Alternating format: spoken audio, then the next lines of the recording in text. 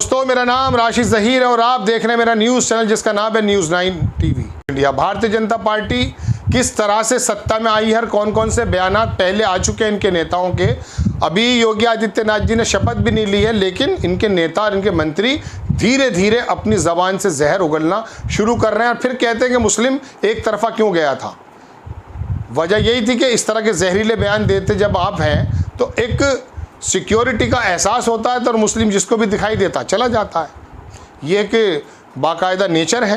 बहरहाल आपको खबर सुनाते हैं कि भारतीय जनता पार्टी के एक मंत्री ने मुसलमानों के संबंध में क्या कहा है। आपकी स्क्रीन पर खबर है, हालांकि एबीपी ने सबने छापी है। एनडीटीवी, मुसलमानों ने नहीं दिया वोट, अब तेज़ी से चलेगा बुलडोज़र। बुलडोज़र चलाने की बात है। मुसलमानों ने अगर वोट नहीं दिया है तो अब तेज़ी से बुलडोज़र चलेगा। ये बदमाशों की कोठियों पर चलता है, समझ में आता है। उत्तर प्रदेश के मेरठ में एक बदमाश था, पंजाबी, क्या नाम उसका, संधू करके था वो, बद्दो, उसके घर भी चला था। बदमाशों के चलना चाहिए, लेकिन ये खास करके वोट न देने पर बुलडोज़र चलाने की बात कर रहे हैं मंत्री जी, या रामपुर की यूनिवर्सिटी में बुलडोज़र चलाएंगे, तब ये बुलडोज़र की बात समझ में नहीं आती। बहरहाल आप देखें, आपकी स्क्रीन पर खबर है, योगी सरकार के पूर्व मंत्री का विवादास्पद बयान। कौन साहब हैं ये? बिलासपुर से जीते हैं, रामपुर के पास। बलदेव सिंह ओलख ने कहा कि मुसलमानों की आबादी के एक बड़े हिस्से को बीजेपी सरकार की योजनाओं का फ़ायदा मिला है। ये जो राशन वगैरह सब मिला है, मुसलमानों को भी मिला है, ऐसा कह रहे हैं। हमने सबको राशन, इलाज और आदि उपलब्ध कराएं, इसमें मुसलमान भी शामिल हैं। चलिए, आपने कराएं नहीं कराएं ये तो बाद में बताऊंगा, लेकिन सभी को मिला है जो भी मिला है। उत्तर प्रदेश विधानसभा चुनाव के नतीजे आ चुके हैं। चुनाव का परिणाम एक बार फिर से बीजेपी के पक्ष में रहा। नतीजतन बीजेपी प्रचंड बहुमत के साथ सत्ता में वापस आ गए। इस बीच रामपुर के आगे है बिलासपुर सीट से विधायक चुने गए राज्य मंत्री बलदेव सिंह ओलख ने बड़ा ही विवादास्पद बयान दे डाला। बलदेव सिंह ओलख ने कहा कि मुसलमानों ने बीजेपी को वोट नहीं दिया है, इसलिए बुलडोज़र अब तेज़ी से दौड़ेगा। ओलख अपने इस बयान की वजह से सुर्खियों में छा गए। उनके इस बयान के बाद भारतीय जनता पार्टी के वरिष्ठ मुस्लिम कार्यकर्ताओं में भी रोष है, जो मुसलमान भारतीय जनता पार्टी से जुड़े हुए हैं, और 8% वोट मुसलमानों का मिला भी है, जैसा कि बताता था हिंदू की रिपोर्ट। दरअसल पूर्व राज्य मंत्री भाजपा प्रत्याशी सरदार बलदेव सिंह ओलख मतगणना पूरी होने पर 307 वोटों से जीते हैं।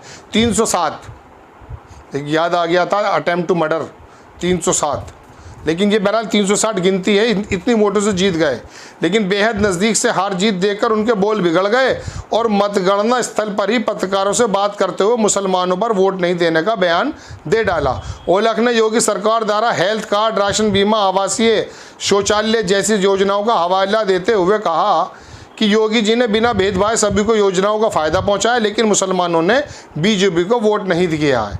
ये पूछे जाने पर क्या बुलडोज़र चलेगा, उन्होंने कहा अब बुलडोज़र तो अब और भी तेज़ी से चलेगा। 1998 से 2002 तक भाजपा की राष्ट्रीय कार्यकारिणी के सदस्य और आरएसएस की विंग स्वदेशी जागरण मंच के जिला संयोजक फरत अली खान ने कहा कि मैं 25 साल से भाजपा की सेवा कर रहा हूँ। करते रहिए सेवा, लेकिन ये नेता कभी भी आपको दरवाजे के बाहर कर देते हैं। कहते रहिए सेवा कर रहा हूँ। चलिए, खैर, आपको ये खबर दिखानी थी बलदेव सिंह ओलख की। अब मैं बताता हूँ ये साहब कौन है। एक फ़ोटो आपकी स्क्रीन पर लगाऊंगा। ये साहब हैं, यही मंत्री साहब जो आपकी स्क्रीन पर हैं। देखिए, रामपुर न्यूज़। जब जनता ने योगी सरकार के मंत्री बलदेव सिंह ओलख को कीचड़ भले रास्ते से चलवाया, कीचड़ वाले रास्ते से लोगों ने उतारकर गाड़ी से पैदल चला कर आया। योगी सरकार के जल शक्ति राज्य मंत्री बलदेव सिंह ओलख सरकारी अस्पताल में आयोजित कार्यक्रम में जा रहे थे। रास्ते में लोगों ने उन्हें गाड़ी से उतारकर कीचड़ में पैदल चलवाया, उसके बाद उद्घाटन कार्यक्रम में जाने दिया। ये पहले की खबर है, पिछले साल की। ठीक है, अब इनके बोल जो हैं वो यहीं पर नहीं रुकते हैं। एक बात मुझे और याद आ जाती है, मुसलमानों के बारे में और क्या कहते हैं। ये पहले इनका बयान है, वो भी बता रहा हूँ। एबीपी की आपकी खबर आपकी स्क्रीन पर।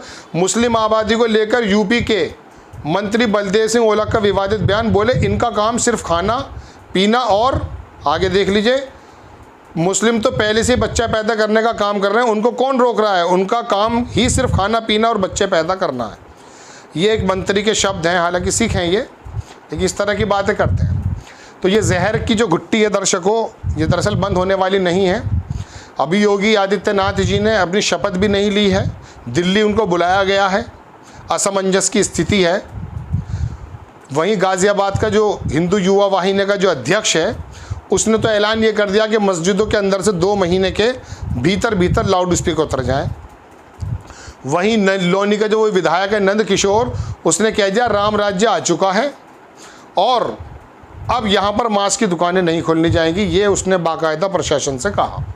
और अब एक मंत्री सामने आ गए, अभी तो जुम्मा 8 दिन भी नहीं हुए, इन्होंने आकर कह दिया कि मुसलमानों ने वोट नहीं दिया, अब तेज़ी से और चलेगा बुलडोज़र। तो मंत्री जी आपने उन पर भी चलवाया था जिन्होंने ज़िला पंचायत में आपको वोट नहीं दी थी, उनके घरों के आगे के रोड खींच दिए गए थे ज़िला पंचायत के इलेक्शन में।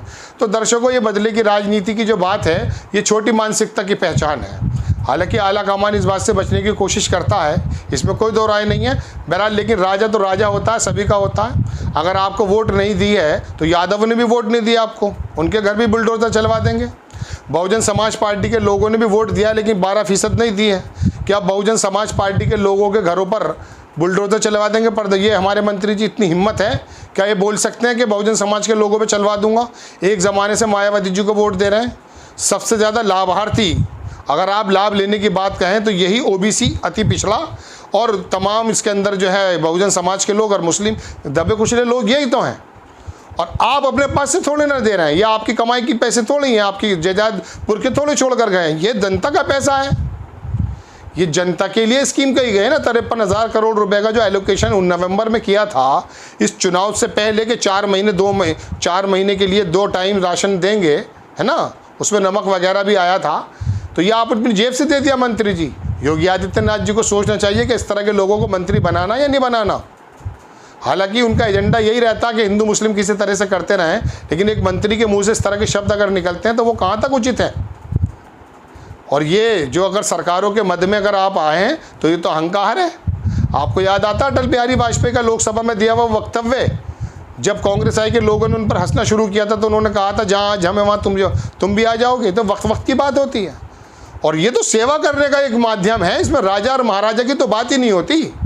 650 साल मुगल हुकूमत करके चले गए, मर गए, खप गए, ख़त्म हो गए हैं। कहाँ उनके बच्चे? योगी जी कह रहे हैं कि भीख मांग रहे हैं, कहीं कुछ मजदूरी कर रहे हैं। तो ये तो वक्त की बात है, जैसे वो समय था ऐसे ये समय है, वो भी गुजर गया, ये भी गुजर जाएगा। मंत्री जी अब ये सोच रहे हैं 5 साल की जगह 50 साल वाला या 100 साल वाला कार्यकाल थोड़ी ना है। लेकिन ये जहरीले मुद्दे देख करके इनको मालूम है कि हमें बेसिकली वोट मिलता है, इसीलिए हम प्रचंड बहुमत में आते हैं।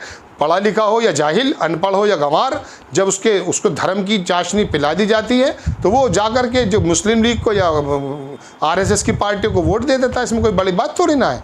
देश में बुलडोज़र चलाने की राजनीति से अगर वोट मिलते हैं तो ये बुलडोज़र का बयान दे रहे हैं। ये बात दीगर के बेरोजगारी के हालात क्या है कि 80 करोड़ लोगों को आप राशन बांटना पड़ रहा है। 2022 के अंदर आपने कहा था कि हम जो है सबको पक्का घर दे देंगे, कितना मिला है? रोज़गार के अवसर खोल देने चाहिए जिससे पता चलता कि वो रात दिन घट रहे हैं, महंगाई के आलाम ख़राब हैं। लेकिन मंत्री जी को मालूम है कि इन्हीं वजह से वोट मिलता, उसी से जो एजेंडे पे वो काम कर रहे हैं। लेकिन फिर भी आला कमान को मैं समझता हूँ ये चाहिए कि इस तरह के मंत्रियों के मुँह में जो है सी दिया जाए कि इस तरह के शब्द आप न निकालें। तो बड़ी खबर कि मंत्री भारतीय जनता पार्टी के कह रहे हैं कि मुसलमानों ने वोट नहीं दिया, अब और तेज़ी से चलेगा बुलडोज़र। देखते हैं अब और क्या होता है। आपको खबर कैसी लगी अपनी राय कमेंट्स बॉक्स में ज़रूर दीजिए। चैनल को सब्सक्राइब कीजिए, शेयर कीजिए। नेक्स्ट टाइम किसी खबर के साथ आता हूँ। जय हिंद।